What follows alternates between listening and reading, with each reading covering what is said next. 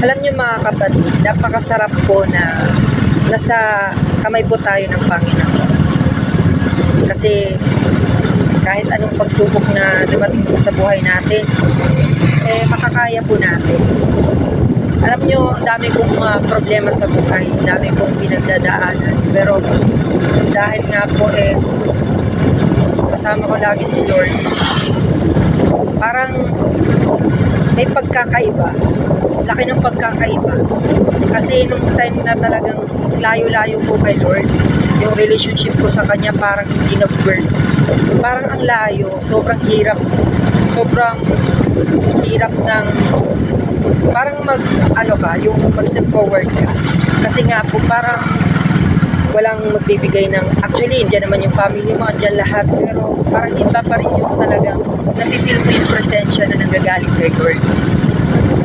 Kasi si Lord yung nagbibigay ng direction si Lord yung nagbibigay ng strength, at siya din yung nagbibigay sa atin ng way kung ano yung gagawin natin. Mararamdaman po natin yung presensya ng Panginoon kung tayo po yung malapit sa Kanya. Ang pinaka-the best po nun, pagkakaiba po nun kung wala ka sa kamay ng Panginoon at yung nasa kamay ka ng Panginoon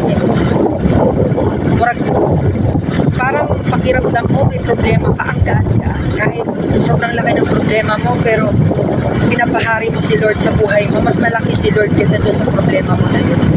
So, para po sa mga kapatiran kong nakikinig na nananampalataya, just always continue to pray, just always continue na magiging strong po yung relationship natin kay Lord. Kasi yun po yung pinaka-importante bilang mga Kristiyano, na kahit anong mangyari, marami man tayong pinagdadaanan sa buhay,